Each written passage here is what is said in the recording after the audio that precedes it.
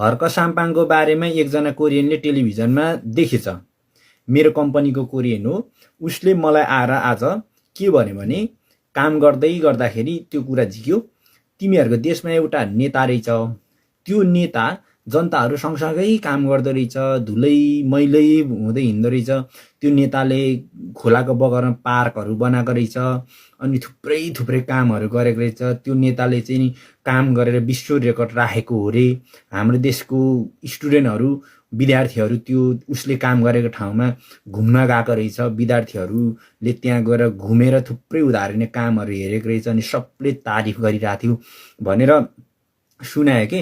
अनि मलाई उसले के भन्यो भने तिमीहरूको देशमा त जात हेरेर धर्म हेरेर यस्तो समुदाय हेरेर भोट हान्छ अरे, वर्षौंदेखि एउटै नेताले भ्रष्टाचार गर्दै बसिरहँदाखेरि पनि चेन्ज हुन सक्दैन अरे नेतृत्व चाहिँ। तर त्यस्तो नेतालाई पनि चुनावमा जिताएर त्यस्तरी उदाहरणीय काम गर्ने ठाउँमा पुर्याएको रहेछ त, त्यति धेरै बुझ्ने रहेछ त त्यहाँको नागरिकहरू। तर किन त्यस्तरी तिमीहरूको देश चाहिँ बन्न सकिरहेको छैन, हामीहरूले सुनेको कुरा झुटो हो कि क्या हो भनेर त्यस्तो कुरा गर्यो क्या। अनि मैले त्यो कुरा गर्दाखेरि कस्तो प्राउड फिल पनि भयो, एउटा हर्क साम्पाङको बारेमा त्यतिका तारिफहरू गर्दै गर्दा।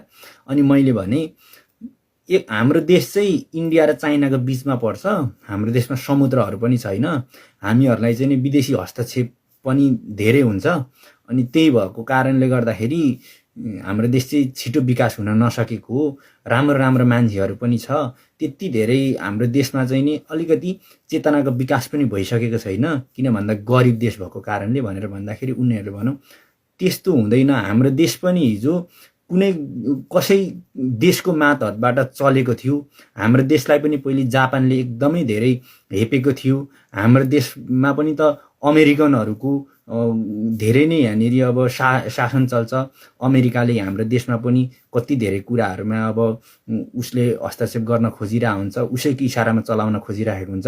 तर हाम्रो यहाँ कोरियाको नागरिकहरू चाहिँ हामीहरू चाहिँ सत्यलाई सत्य र झुटोलाई झुटो, राम्रोलाई राम्रो नराम्रोलाई नराम्रो भनेर भन्छौँ। यदि हामीलाई नराम्रो लाग्यो भने त्यो नेतालाई हामीहरू त्यसरी चाहिँ नि एकचोटि नराम्रो लागेपछि त्यसलाई चान्स दिँदैनौँ, हामी फ्यालिहाल्छौँ। हामीहरूले नेता भनेको सही मान्छे चुन्नुपर्छ, एउटै मान्छेलाई गलत गरिरहँदाखेरि पटक पटक दोहोऱ्याउनु हुँदैन, दोहोऱ्याइरह्यो भने कहिले पनि देश परिवर्तन हुन सक्दैन। नेपालमा पनि त्यही गर्नुपर्ने रहेछ। त्यस्तो राम्रो राम्रो मान्छेहरू हुँदा हुँदै पनि अब तिमीहरूले हो त्यस्तै नेता, त्यो नेतालाई ठाउँमा पुर्यायो भने साँच्चीकै यहाँ हाम्रो राष्ट्रपतिको ठाउँमा चाहिँ तिमीहरूको पनि त्यो त्यहाँको सरकार प्रमुखको ठाउँमा चाहिँ त्यस्तो नेतालाई पुर्यायो भने तिमीहरूको